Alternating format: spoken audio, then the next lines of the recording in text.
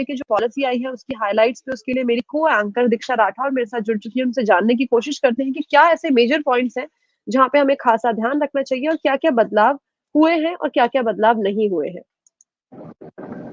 नमस्कार दीक्षा, स्वागत है आपका। थैंक यू अंजन। तो आरबीआई गवर्नर शक्तिकांत दास ने एमपीसी की मीटिंग की, जिसके मेन हाइलाइट्स, क्या कुछ बदलाव हुए हैं, क्या कुछ नई चीजें आई हैं, वो सामने आ गए हैं, वो अनाउंस हो गए हैं। तो उन पर नजर डालें तो सबसे पहला है कि एमपीसी की मीटिंग में फिलहाल रेपो रेट को स्थिर रखा है, ये 6.50% पर ही रहेगा।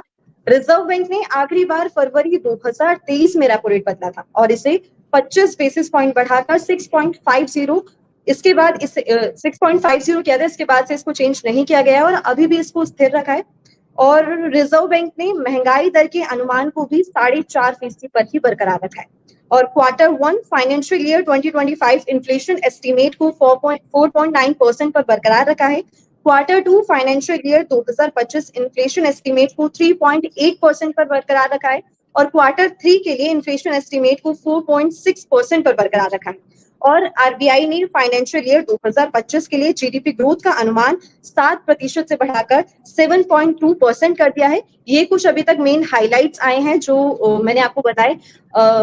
जी कंचन।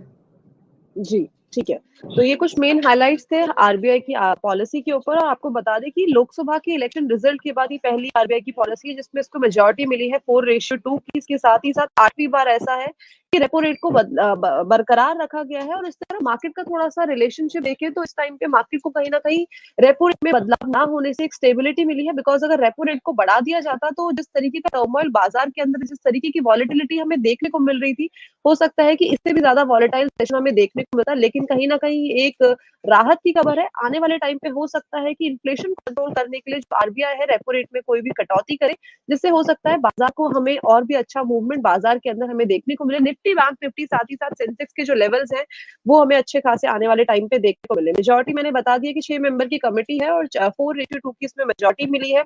इन्फ्लेशन का फोकस देखा जाए तो 4.5% पे बरकरार रखा है। और साथ ही साथ जो इस हमारा फॉरेक्स है उसमें भी एक बढ़ोतरी आई है। बिकॉज अभी जो डिविडेंड का ऐलान हुआ था उसमें उससे कहीं ना कहीं एक सपोर्ट और भी ज्यादा मार्केट को मिला है। तो मार्केट के लिए जिस तरीके के नेगेटिव सेंटीमेंट पिछले लास्ट वीक में बने हुए थे, लेकिन अब धीरे धीरे करके लग रहा है कि आने वाले टाइम पे बाजार को कहीं ना कहीं स्टेबिलिटी मिलेगी।